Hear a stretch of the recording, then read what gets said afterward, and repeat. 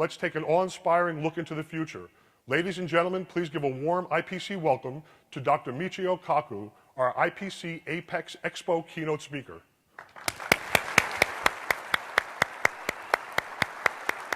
Thank you. Thank you.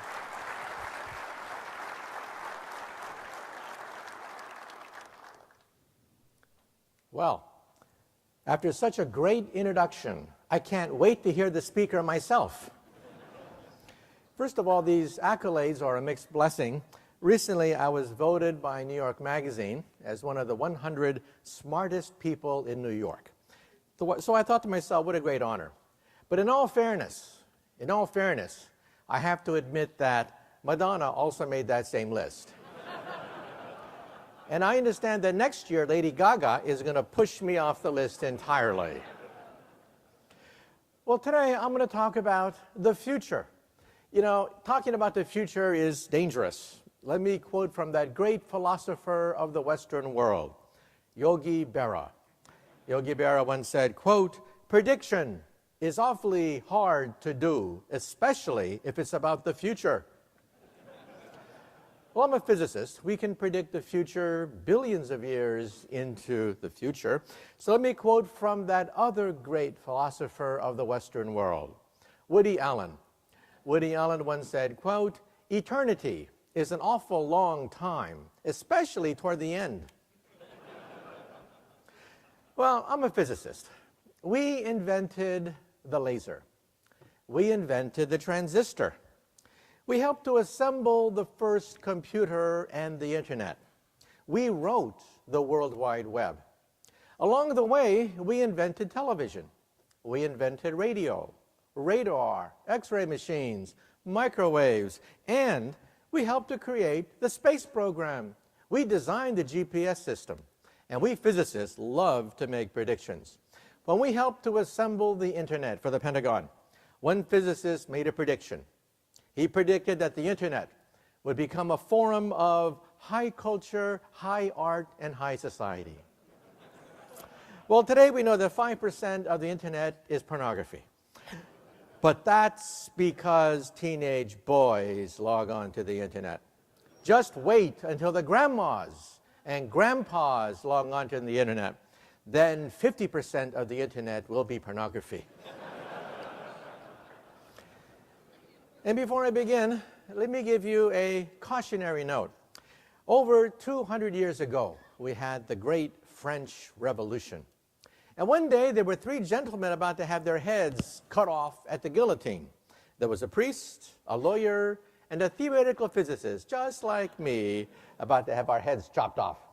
Well, they put the priest's head on the chopping block.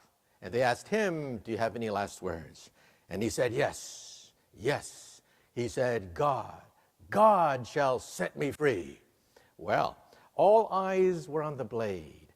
They raised the blade. The blade came down, swish, and stopped right before it hit the neck of the priest. Well, the mob had never seen this before.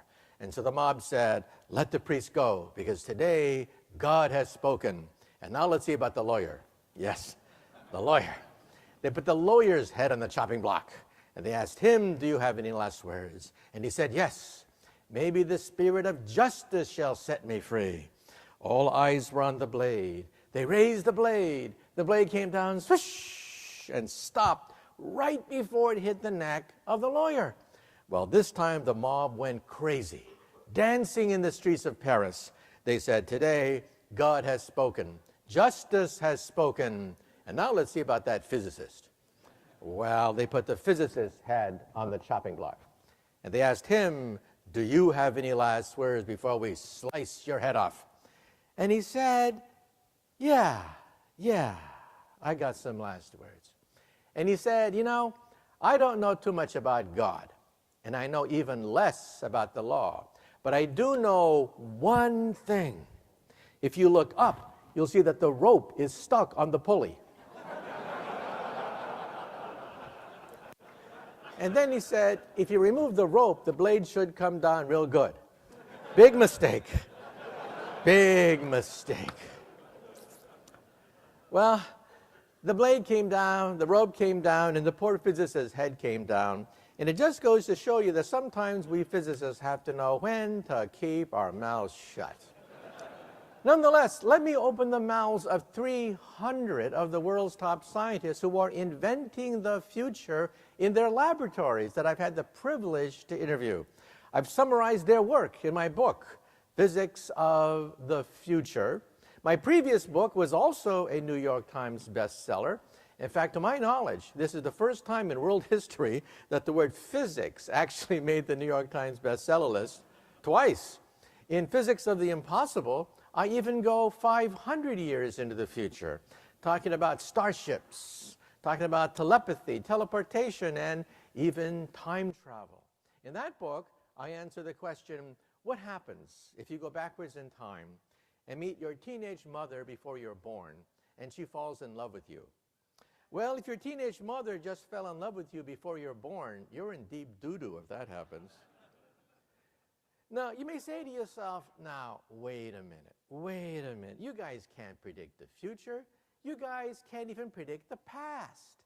Nobody predicted the crash of 2008. Well, that's not exactly true. You see, let's talk about wealth, first of all. Let's go back in time to talk about where wealth comes from.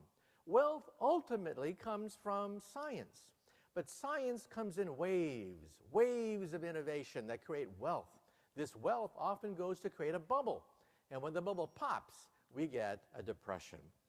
So let's go back to the year 1800, and then let's soar into the future. In 1800, we physicists worked out the thermodynamics of steam engines. We could calculate how much energy you get from a lump of coal. That set into motion the Industrial Revolution. All of a sudden, we had locomotives, steam engines, we had factories, we had mills creating an enormous amount of textiles. And that created wealth on a scale never seen before in the history of the human race. But wealth is restless. Wealth has to go someplace. And where did it go? Into the London Stock Exchange. Over 200 railroad stocks registered on the London Stock Exchange. It was unsustainable. And it created a bubble. And when the bubble popped, we had the first great crash of world capitalism. The crash was so severe, it even created a philosophy called Marxism. Well, 80 years later, we physicists were also restless. We physicists then unleashed the second wave of innovation. Electricity, magnetism, engines powered by electricity, the internal combustion engine. On the American Stock Exchange, we had a bubble, a huge bubble in utility stocks and automobile stocks. It was unsustainable. The bubble then popped in 1929. Well, 80 years later, on the dot, 80 years later, we physicists unleashed the third wave of innovation. Lasers, transistors, computers, the electronic age, the space age, creating fantastic wealth. Well, it created a bubble. It was unsustainable. In America, the bubble went into real estate, and it popped in 2008. In Europe, the bubble went into maintaining the Mediterranean lifestyle. That bubble is popping right now. And so here's the question for today. What is the fourth wave? The first wave was steam power. The second wave was electricity. The third wave was computers and high technology. What is the fourth wave? That's the theme of today's talk. The fourth wave, we think, will be a combination of biotech, artificial intelligence, and nanotechnology. So hold on to your hats, because we're now going to leap into the future, as told to me by the scientists who are inventing the future in their laboratory. Well, first of all, here's Moore's Law. You're probably familiar with this. It simply says that computer power doubles every 18 months. For example, let's go back to 1945. Today, when you get a birthday card in the mail, you open it up, and there's a chip in it. It sings, "Happy birthday to you." That chip has more computer power than all the Allied forces of 1945. Stalin, Hitler, Eisenhower, Churchill, would have killed to get that chip. And what do you do with it? You throw it away in the garbage. If Hitler had that chip in 1940, I might be speaking German here today rather than English. And now let's go to the year 1969. Ever see these old NASA videotapes when they put 2 men on the moon? Ever see the computers on those old videotapes? There's 64K processors. You realize that we sent humans into outer space powered by the information content of a cell phone. Your cell phone has more computer power than all of NASA in 1969. You're not going to put me in one of those tin cans. You're not going to shoot me into outer space backed up by a cell phone. It's criminal. But that's what they did in 1969. And now let's go to 2020. Let's go into the future. You then begin to realize that computer chips will just cost pennies in the future. So computer power will be everywhere and nowhere, like electricity. Where is electricity today? It's in the floor, ceilings, the walls. When you walk into a room, what's the first thing you do? You look for the light switch. You assume that electricity is everywhere and nowhere. And where does electricity come from? You know, the cloud someplace. Who knows where electricity comes from? And the word electricity has pretty much disappeared from the English language. No one says the word electricity anymore. Well, you now know the future of the computer.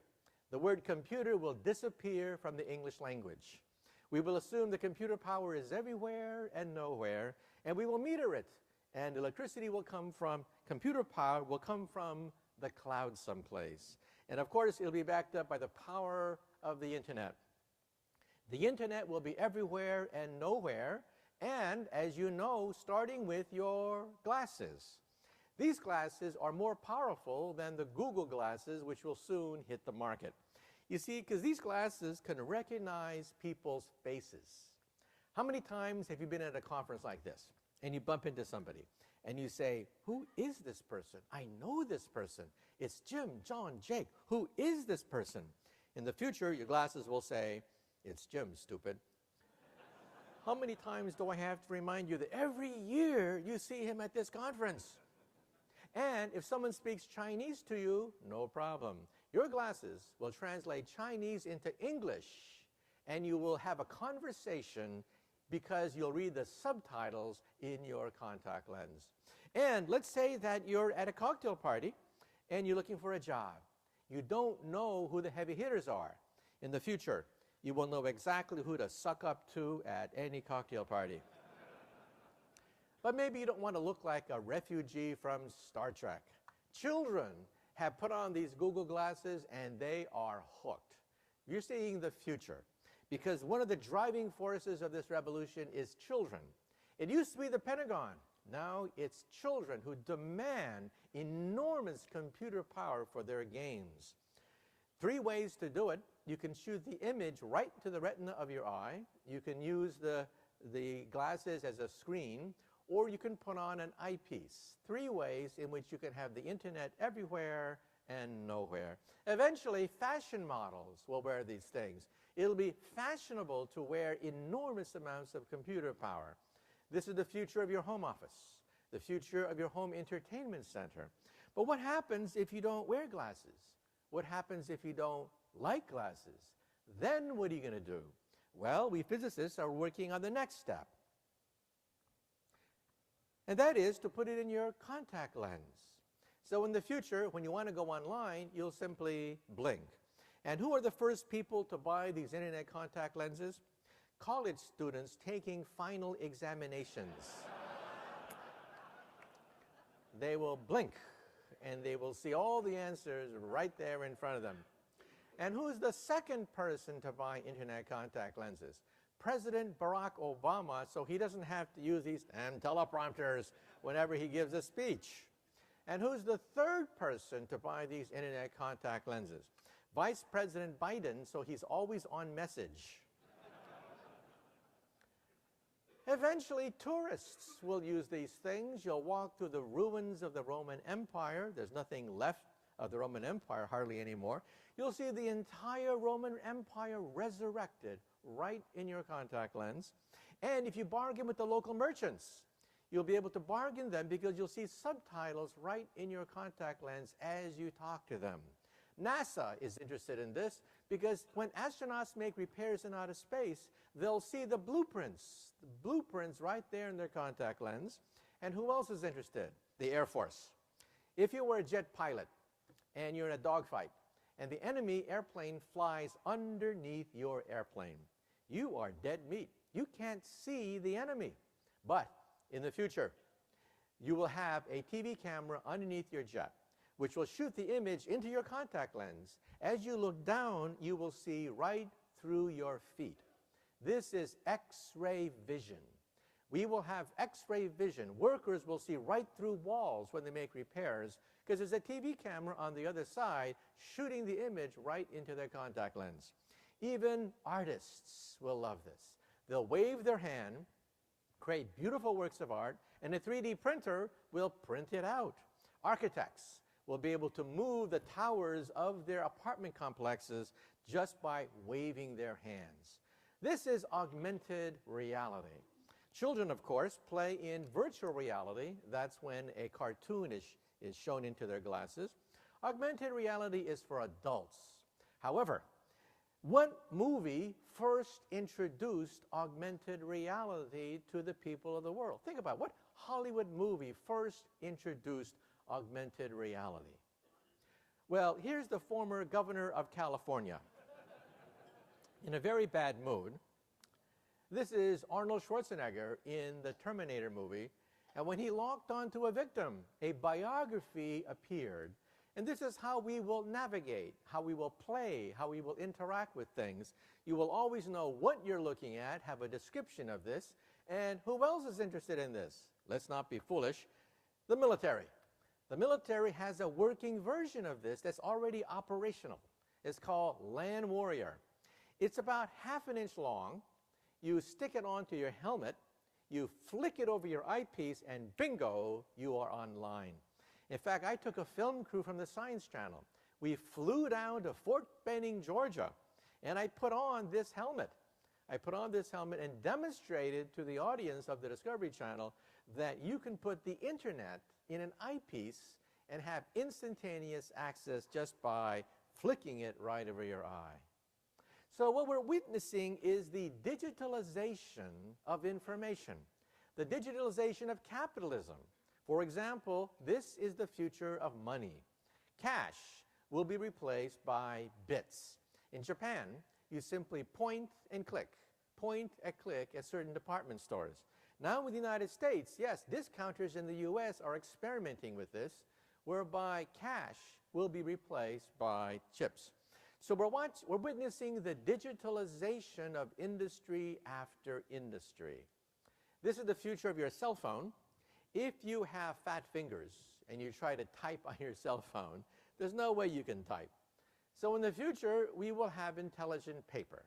Each dot is a transistor. You simply unscroll the screen, and you can have a bigger screen as you want right from your cell phone. And we can make yards of this stuff, and this is the future of wallpaper. Your wallpaper will be intelligent in the future. Today, if your wallpaper is old, ratty, discolored, what do? You suffer, that's what you do. What can you do? It's your wallpaper. In the future, you simply talk to the wallpaper and have it change color, and bingo, you have remodeled your home. And let's say it's 4 o'clock in the morning, and you feel a pain in your chest. Is it the pizza you had last night, or is it a heart attack? Well, in the future, you'll talk to the wall. RoboDoc will appear in the wall. RoboDoc is an artificially intelligent program that can give you 99% accurate advice on common medical questions. This is not a doctor, it's not a specialist, but will answer common questions right in your wallpaper. And so you will have an expert system, an artificially intelligent expert system right there in your wallpaper, and this is going to help to reduce the cost of medical care. Many times, for example, poor people never see a doctor until it's too late, and then they rack up a huge bill in the emergency room. This time, poor people simply talk to the wall, and they get whatever medical care they want. This is the future of not just medical care, but expert systems, lawyers. You'll be able to talk to a robo-lawyer right in your wallpaper. You're in a car accident, no problem. You talk to the wall, mirror, mirror on a wall. I want to see a doctor, I want to see a lawyer, I want to see a professor right now. And these are artificially intelligent. They access the entire database of the internet, all the medical literature, all the legal literature, to give you advice almost for free. And this is the future of your living room. You'll be surrounded by the cave. This is the cave. You're surrounded 360 degrees by motion picture, giving you 3 dimensions, and this is how you will relax in the afternoon. So industry after industry is being digitalized right now. For example, the toy industry. We're putting chips in toys. Toys are becoming intelligent. And this is actually creating a problem for the English language. We have a contradiction in terms called smart Barbie dolls. Another contradiction in terms is Microsoft Works.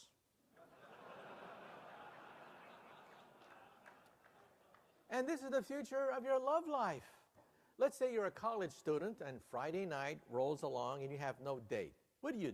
Well, we all know what you do. You get stone drunk.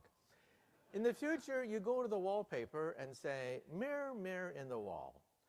Who's available tonight? Bingo. Your wallpaper communicates with all the other intelligent wallpapers and screens and sets you up with a date. After the date, you come back to your apartment and say, mirror, mirror on the wall. We want to see an old-fashioned movie like Casablanca, except remove Humphrey Bogart's face and put my face instead, okay? I gave this talk once, and an inventor came up to me, and he said, I have a great idea. I'm going to set up a service for stamp collectors, for hobbyists, for people who want to date. And so when people walk by you, your contact lens will identify them, and their face will light up. Their face will light up, identifying them as a stamp collector, as a fellow hobbyist, or as your Friday night date. So in the future, when you want to date, you simply go outside and look for people's faces to light up. This is the future of television. You know, people have talked about 3D television for ever since I can remember, but it's too hard. However, we finally figured it out. 3D television without glasses is coming. And how do you do it? Well, you see, that screen is not an ordinary screen. That screen uses technology whereby it has thousands of vertical lines. Each vertical line is a prism. It cuts the image in half.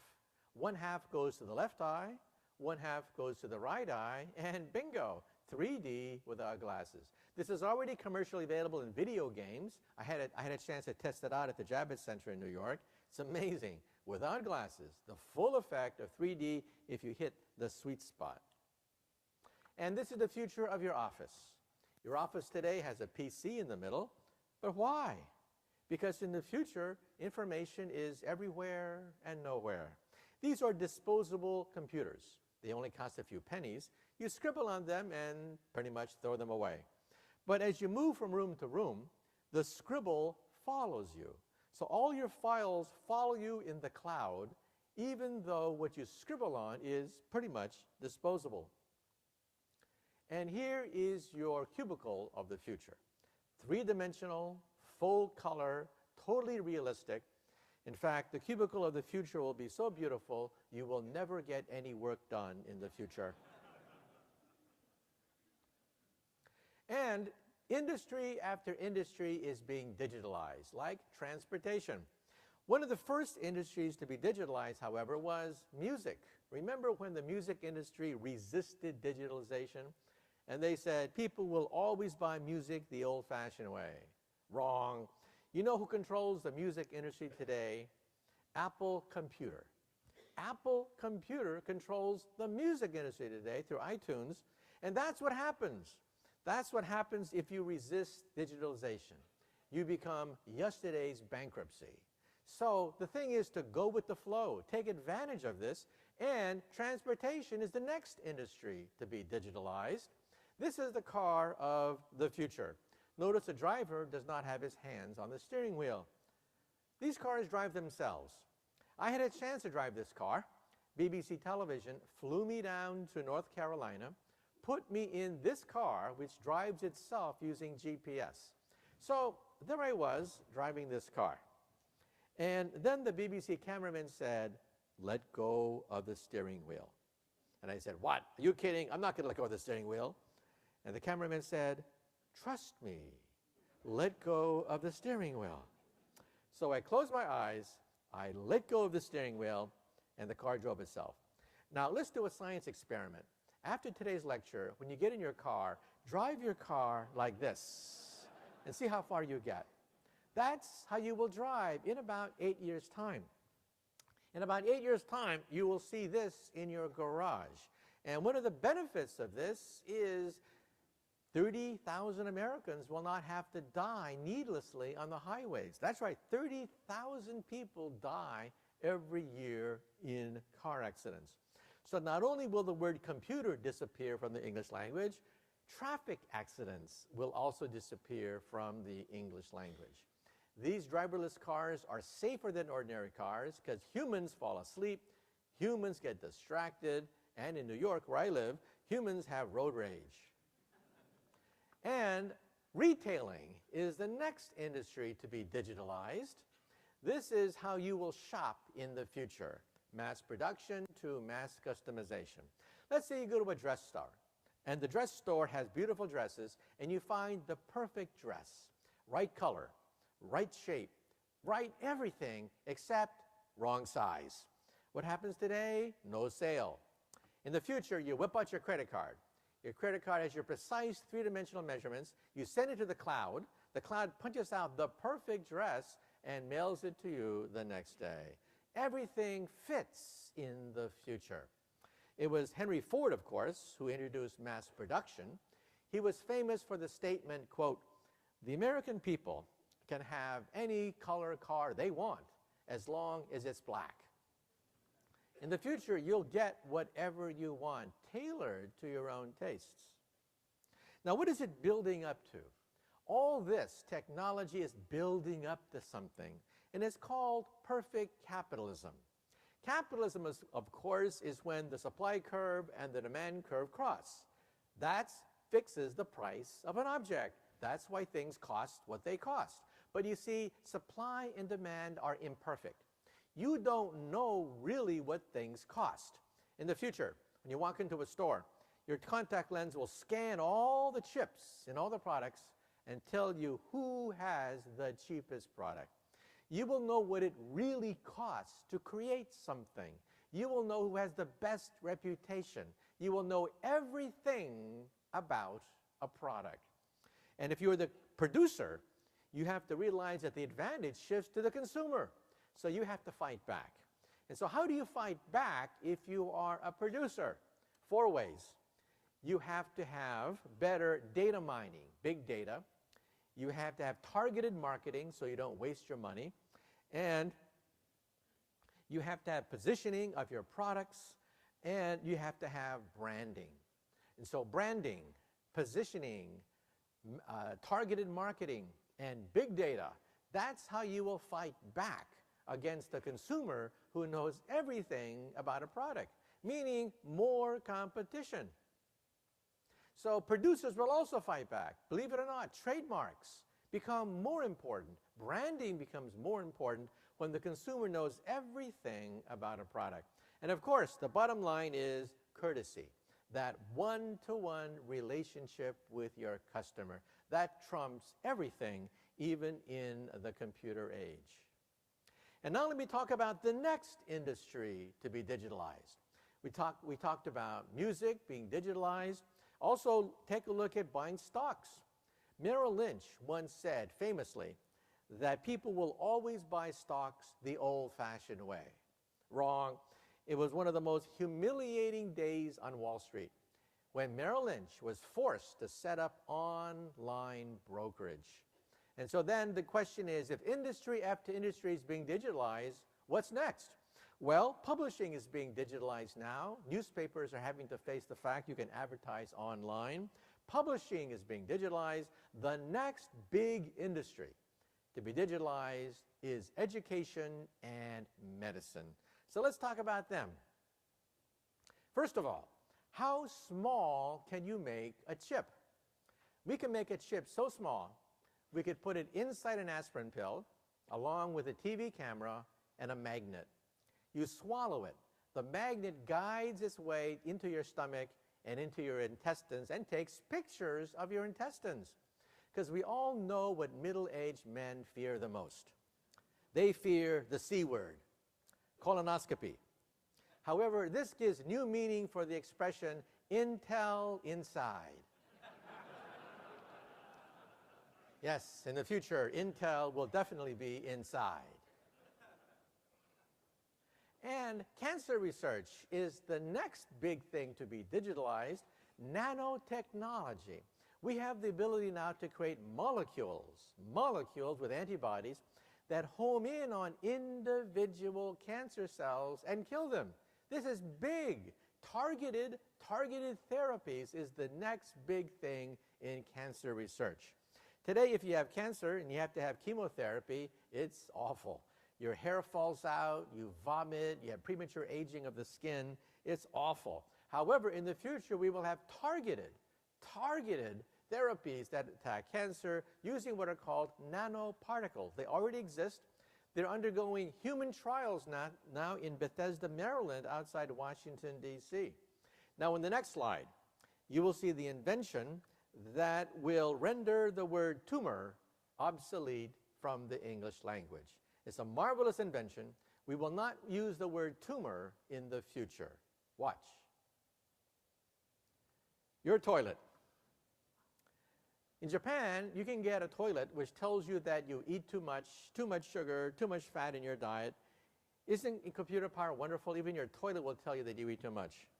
But in the future, your toilet will have a chip in it. That chip will analyze proteins, genes, enzymes from 100 cancer cells before they form a colony and then a tumor. 10 years before a tumor forms. This could banish the word tumor from the English language. This is called the DNA chip. They will hit the market in about 3 years' time. Mass General Hospital will market the first generation of these chips to the public. It can recognize one cancer cell out of a billion ordinary cells. You know, Steve Jobs, the genius behind Apple Computer, in some sense, did not have to die. He died of pancreatic cancer. Everyone says that pancreatic cancer is aggressive, kills you in 3 years, unstoppable, incurable. Well, the genes for pancreatic cancer were sequenced just a few months ago. And we now know that everything we thought about pancreatic cancer is wrong. Pancreatic cancer is actually a slow-growing cancer. It takes 17 to 20 years to form a tumor. But you don't feel anything for 17 years. And then when you finally feel it, it's too late. The doctor says, unstoppable, incurable, kills you in 3 years. In the future, your toilet may tell you that you have cancer. Do something about it. You have 20 years. And of course, every Trekkie knows about the tricorder. The tricorder is a device that analyzes your body and tells you what's wrong. However, most people say, ha, tricorders, beam me up, Scotty. Well, let's talk about that. On the left is an MRI machine. It is huge. It is gigantic. And why? Why are MRI machines so big? Because the magnetic field has to be uniform. That's all. However, we can now use supercomputers to compensate for a weak magnetic field. After all, we know Maxwell's equations. We know all of the equations for magnetism. And on the right is the world's smallest MRI machine. Believe it or not, it's the size of a briefcase. You're looking at the future of medicine. The inventors of this device are in Germany. Scientific American interviewed them, and they asked them a question. What is the smallest MRI machine that you can invent consistent with the laws of physics? And the answer is this big. This is the future of medicine. You're talking about a cell phone that has an MRI machine inside that scans the inside of your body. Your bathroom will have more computer power than a modern university hospital today. Today, for example, we can put a chip in your bathroom mirror, a chip that analyzes proteins from a mutated cancer cell. P53 is the mutated gene. In other words, you blow on it. You blow on your bathroom mirror. Your bathroom mirror has a chip which picks up water vapor, analyzes for a broken P53 gene, and tells you if you have lung cancer or not. This is huge. It means that one day we'll be able to banish the word tumor from the English language. And then, of course, let's talk about computer tape. We all know that computer tape is zeros and ones, zeros and ones, zeros and ones. That's digital. Now let's talk about Mother Nature. Mother Nature computes in base 4, not zeros and ones, but ATCG, ATCG. And it cost $3 billion to sequence the first human being. I had my gene sequenced. BBC Television took some of my blood, sent it down to Vanderbilt University, sequenced most of my genes, and gave me a CD-ROM with all my genes on it. It's an owner's manual. Today, in your living room, you have an owner's manual for your laptop, your PC, your television. You have an owner's manual for everything except one thing. You have no owner's manual. You will have it. And how much will it cost? Today, it will cost about $1,000. In the future, it'll be about $100. And what will we do with this CD-ROM? We will, among other things, grow human organs. This is an ear. It is made out of plastic. It is biodegradable. You take cells from your own ear, put it in the plastic, it grows in the plastic, creates a perfect ear, and then the plastic dissolves because it's biodegradable. No rejection mechanism because it's your own cells. This is bone on the left and cartilage, noses, ears on the right. Today, not tomorrow, today, we can grow skin, cartilage, noses, ears, blood vessels, heart valves. This is the world's first bladder, a complete bladder grown from a young woman's cells, reinserted into her body, and it works. The first windpipe, a full windpipe, was grown just last year. The next organ to be grown, maybe in 5 to 10 years, is the liver. So for all you alcoholics in the audience, drink up tonight. You can celebrate tonight and hope that we will have the first artificial liver in time for you. And the next frontier is the brain. You probably read the headlines just yesterday. President Barack Obama has announced a $3 billion project to sequence the brain to cure Alzheimer's, mental illness, Parkinson's, and different kinds of diseases. A $3 billion 10-year project, just like the Human Genome Project. This, for example, is the brain. On the left is the brain when it tells the truth. When you tell the truth, nothing much happens in your brain. But on the right is when you tell a lie. When you tell a lie, first you have to know the truth. Then you have to create the lie. Then you have to calculate the consistency of the lie with all the other lies you've been telling all these years. That's a lot of brain power. Your brain lights up like a Christmas tree. And so on the right is your brain telling a lie.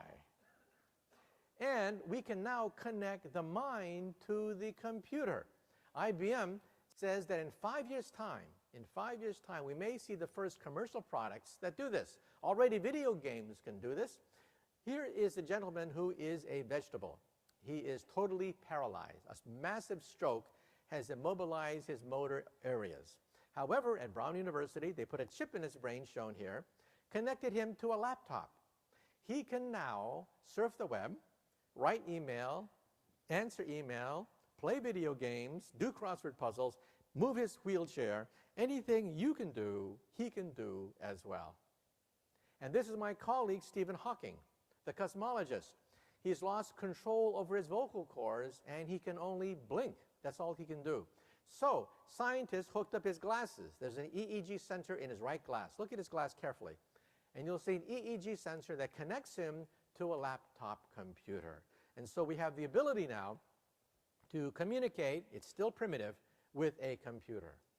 And the next frontier is the digitalization of the body itself. Why do we have to grow old? This is going to be the next big frontier. In the old days, we didn't even know why we got old. Aging was a total mystery. Now we actually know what aging is. For the first time, we actually know what aging is. Aging is the buildup of error. That's right, error. Genetic error, cellular error, the buildup of error. That's why cells get sluggish, and that's why cells die. In fact, that's why we die. But some animals don't seem to die at all. You know that some animals apparently live forever, or they live so long we've never measured their lifespan. Crocodiles, alligators, flounders, certain sea turtles. Now you may say to yourself, well, that's not right. On the internet, it says that alligators live to be the age of 70. But you see, that's when the zookeeper died. Nobody has ever seen an alligator or crocodile age. And take a look at the chimpanzee. The chimpanzee is 98.5% genetically identical to a human, yet we live twice as long. Among a handful of genes, which are now sequencing, by the way, are the genes which doubled our lifespan. So in the future, perhaps our grandkids may hit the age of 30 and decide to stop and stay at the age of 30. Now what I'd like to do is take a leap into the future of a hospital. We're now going to have a video. In the video, we're going to go into 50 years into the future, compliments of the Discovery Channel, and visit a hospital.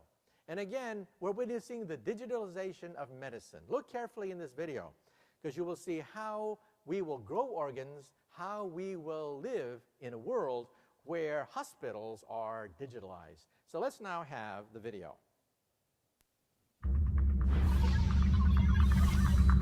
In a world where machines interact like people and bodies can be rebuilt from scratch, how will we wage war, fuel our need for power, commute to space?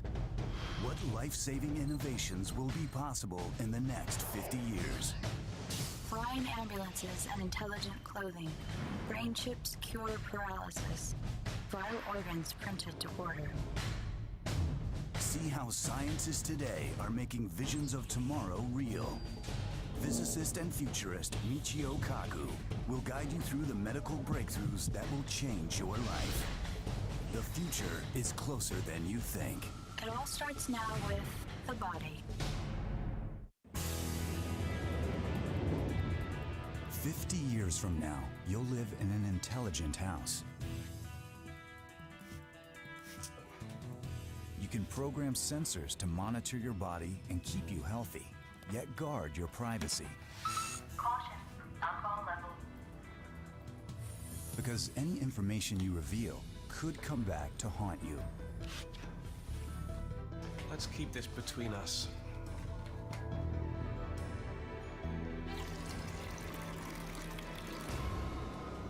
Computer chips connect you to the entire city, including your insurance company. The good news is you'll live a lot longer because an agent gives you a remote physical every 3 days. The bad news? You'll have no secrets. Wait, the mucous membrane of the mouth? Send health memo immediately. Bonjour, Monsieur Degas. Here are a few more tips for your dental care. Brush your teeth regularly using the ultrasound toothbrush. Which will give away the fact that Alan was partying last night and his premiums will go up as a result. Thanks for your attention. You must be joking. Get the car, please. Alan's clothing looks quite ordinary, but that's deceptive because woven inside the fabric are dozens of tiny computer chips and sensors monitoring his health. When he puts on his clothing, he goes online. Now get this. If he's ever knocked unconscious, his clothes will automatically identify his coordinates, alert the authorities, and upload his entire medical history before the ambulance arrives. In the future, you will have a doctor in your clothing. When you have a severe accident, brain cells can die within 6 minutes. The ambulance of tomorrow will not only reach you in time, it will carry a medical revolution that can save your life.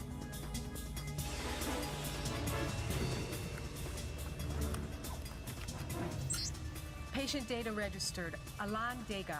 Platinum class confirmed. Loss of blood, 35%. I suggest reversible death. Okay.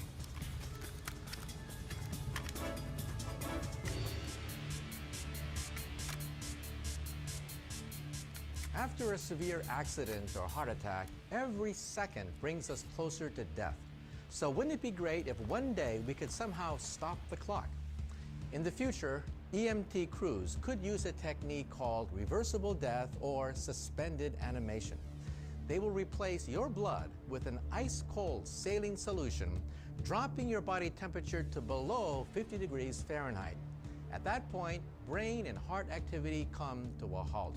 And that's not the only blood substitute that one day could save your life. 50 years from now, we'll have cures for trauma victims that would seem like miracles today. Your left thigh's been fractured and your hip is dislocated. 2 ribs and a second lumbar vertebra are also fractured, but you have a bigger problem. Your artificial heart has fissures. You're gonna open me up? You need a new heart. The print's already in progress. It'll only take another 20 hours.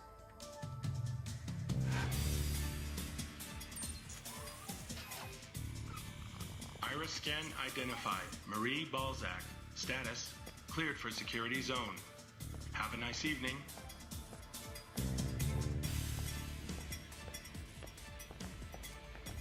In this high-security area, gene specialists have processed the patient's tissue sample. Now they are using it to print a heart. If your car gets banged up because you're in a car accident, what do? You go to the body shop and get a new door or fender. But if you happen to be in that same accident, you could die. Now, consider this. In the United States alone, there are 91,000 patients waiting for an organ transplant. And of them, 18 die every day for an organ that never comes. What we need is a human body shop. And in 50 years' time, tissue engineering could change everything. A child today with a defective heart valve has limited options. Valves from animals don't last long, and artificial valves can cause clots. Stephen Yuckenheuvel wants to avoid these problems by implanting the world's first heart valve grown exclusively from the body's own tissue.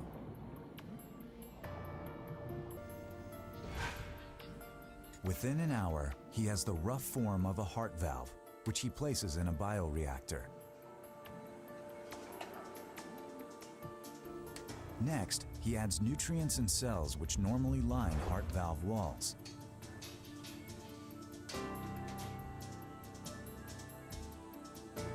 The cells latch onto the structure and start to grow. Within just 3 weeks, a complete heart valve has formed. Finally, a pump exercises the valve to strengthen its walls so it can withstand the high pressures in a human heart. Patient hypotherm. During surgery, doctors won't have to touch the patient. Body temperature 46 degrees. Blood completely replaced with plasma solution. Instead, surgeons will manipulate a 3D model of the body.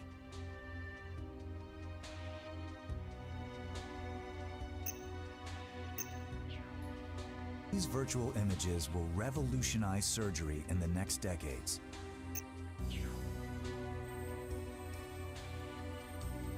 With a click, doctors can switch from a scalpel to a saw.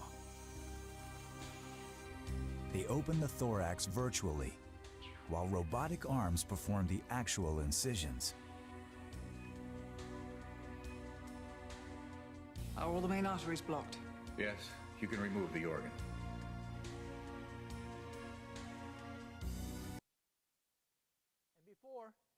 before we go to Q&A, and before I sign your copy of Physics of the Future, let me make some parting comments.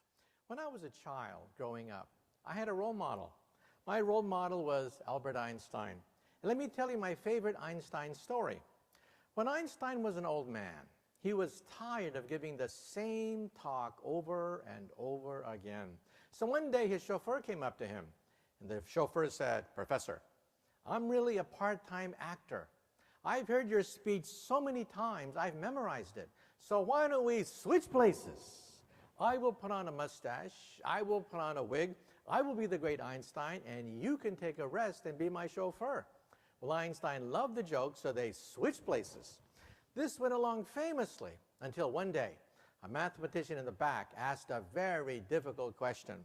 And Einstein thought, oh, the game is up. But then the chauffeur said, "That question is so elementary that even my chauffeur here can answer it for you." Thank you very much. You've been a great audience. I'm going to throw it open, and you can ask a question or make a comment. Thank you very much. Questions, raise your hand. If you have a question, raise your hand. Oh, there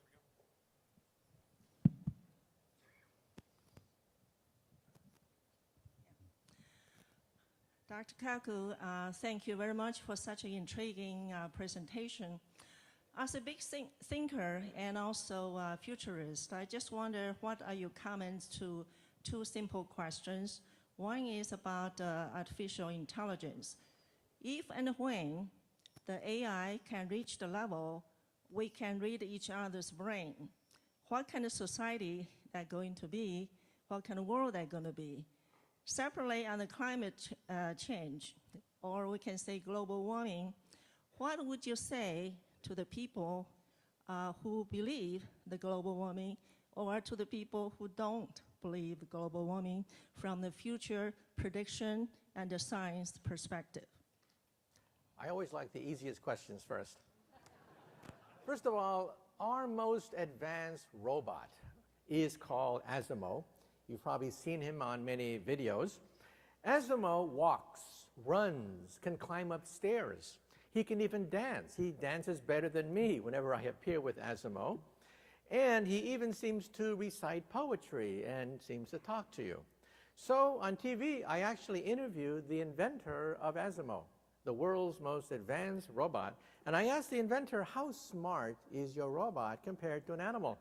And he said, Asimo, my creation, has the intelligence of a cockroach, a retarded cockroach, a lobotomized retarded cockroach. Asimo is basically a tape recorder.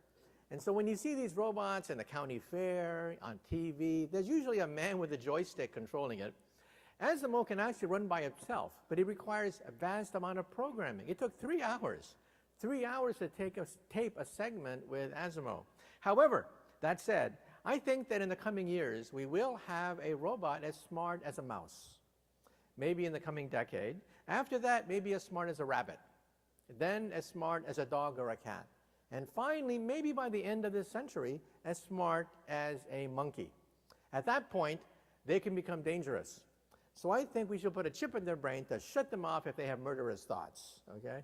So we have a long ways to go before we have robots that have self-awareness, that can independently assess where they are, that can engage in a simple conversation. Now, the robots you saw in the video are expert systems. That's going to be the next big breakthrough in artificial intelligence, talking to a robot like Watson that beat 2 humans on Jeopardy. But Watson is so stupid, you can't congratulate Watson for beating 2 humans on Jeopardy. You can't go up to a robot and slap it on the back and say, good boy, you're as smart as 2 people on Jeopardy. Because Watson is an adding machine, a very sophisticated adding machine, but an adding machine no less. And this is the reason why in my book I mentioned that the jobs of the future, one class of jobs of the future, will be precisely those jobs that require imagination, talent, creativity, artwork, telling a joke, making a science experiment. These are the kinds of jobs that robots won't be able to do for quite a while. So there is a lot of room for humans in this equation. And then you talk about global warming. First of all, even critics of the greenhouse effect admit that the Earth is heating up. Satellite data, the fact that the North Pole has thinned 50% in the last 50 years, decreasing at 1% per year. Our kids in the future will know that Santa Claus does not really exist because there is no North Pole for Santa Claus to come from. Every glacier on the Earth is receding. Every glacier is receding. Alaska and Greenland are thawing out at the present time. Siberia is also thawing out. So there's no question that we have global warming. The debate is about human activity, how much human activity drives it. And most scientists believe that with 90% confidence, we believe that it's human activity driving it. Now, the Earth has been heating up for 10,000 years, ever since the ice melted. 10,000 years from now, we'll be under a mile of ice. We'll have another ice age, perhaps in another 10,000 years. So the Earth is heating up naturally, but it's accelerating in the last few decades, and that's what's worrisome. When you have more energy in the system, that means more moisture. More moisture means more hurricanes, more storms. The jet stream around the North Pole is also being stabilized. And when the jet stream meets more moisture, that creates snowstorms. And that's why we have 100-year snowstorms, 100-year floods, 100-year droughts, 100-year forest fires. It's getting monotonous looking at the evening news. Everything is 100-year this, 100-year that. So I think the Earth is heating up. There's no question about that. The only question is human activity, but with 90% confidence, most scientists would say that it is human activity driving this. Okay? That was the easy question. Now let's have a hard one.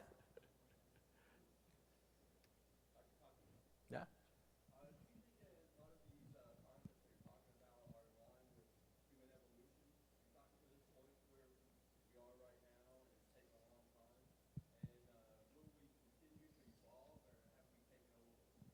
Can you repeat the question for the audience? Well, the question is evolution. Has human evolution stopped? Well, gross anatomy has pretty much stopped.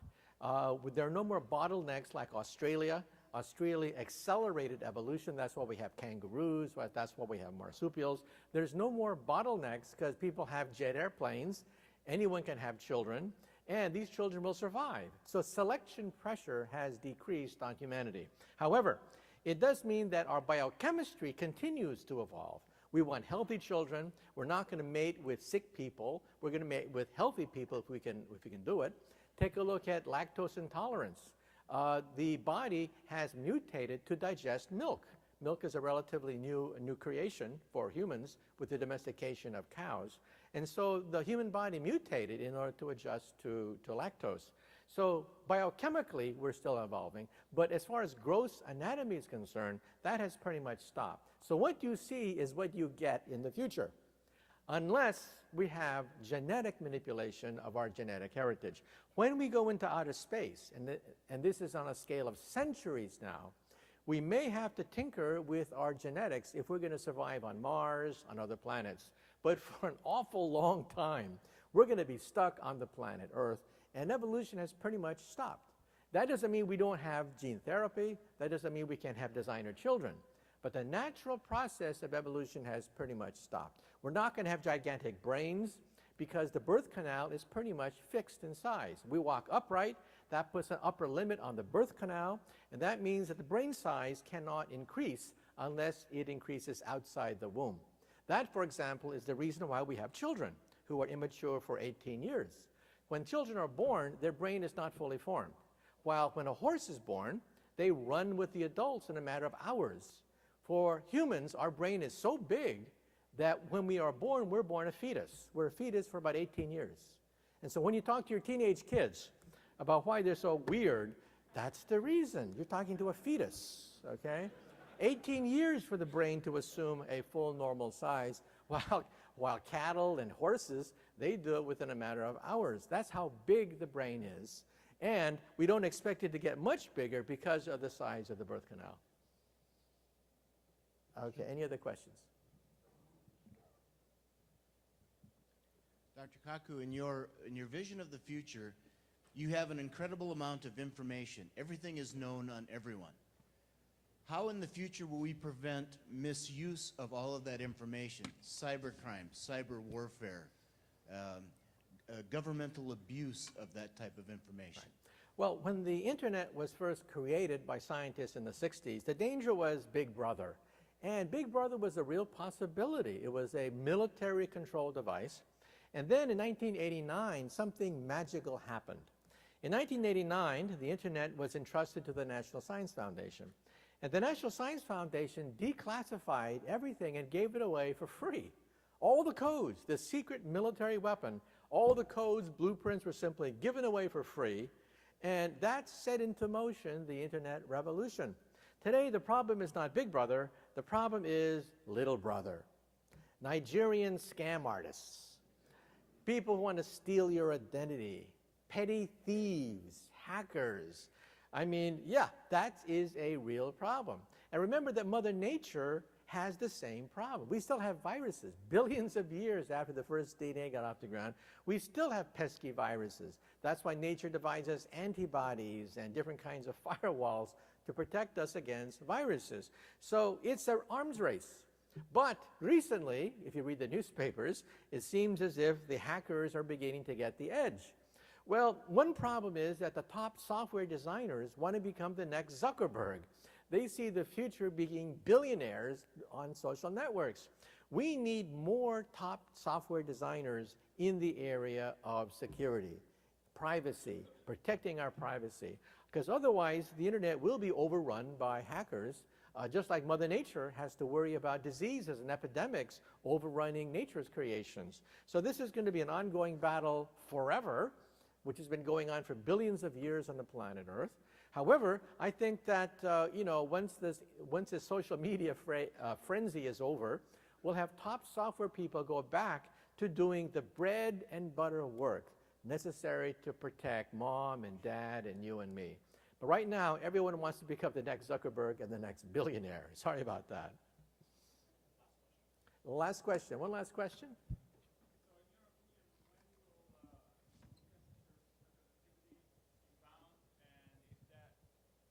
If that technology ever is discovered, what is it going to bring about in the world?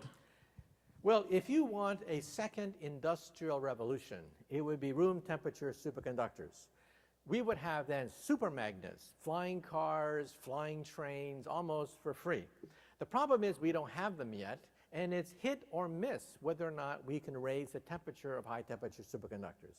A superconductor has zero resistance. Zero resistance. Think about that. Think of all the waste that is put into a computer which generates heat. These devices generate no heat because there's no resistance. And we physicists are desperately trying to raise the temperature of these superconductors, but we have not yet got to room temperature. When that happens, there will be a second industrial revolution. The first industrial revolution was based on electricity. The second industrial revolution could be based on magnetism, when basically everything floats, everything basically is weightless. However, we don't know. It's hit or miss at the present time. There's no formula by which we can predict room temperature superconductors. Okay, well, look, you've been a great audience. Thank you so much. And I'll be signing books afterwards. Okay, thank you so much. Thank you.